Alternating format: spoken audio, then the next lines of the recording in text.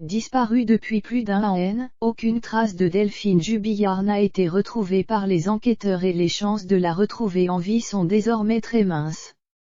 Pourtant, l'une de ses meilleures amies a dévoilé que l'infirmière avait déjà disparu dans le passé sans laisser de traces, désemparée que l'affaire piétine toujours concernant la disparition de Delphine Jubillard survenue dans la nuit du 15 au 16 décembre 2020 à Cagnac-les-Mines.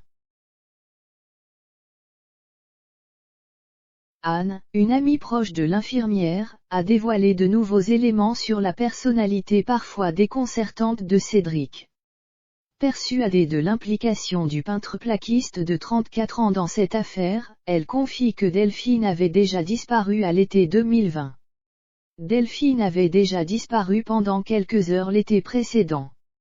Révèle-t-elle suite à cet événement, le fils de Nadine avait eu un comportement qu'elle avait alors jugé très bizarre.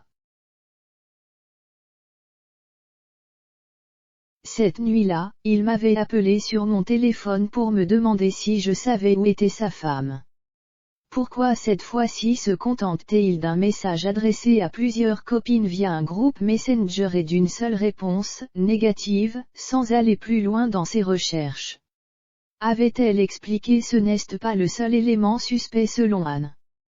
Cédric a un comportement étrange dès les premières heures qui suivent la disparition de sa femme.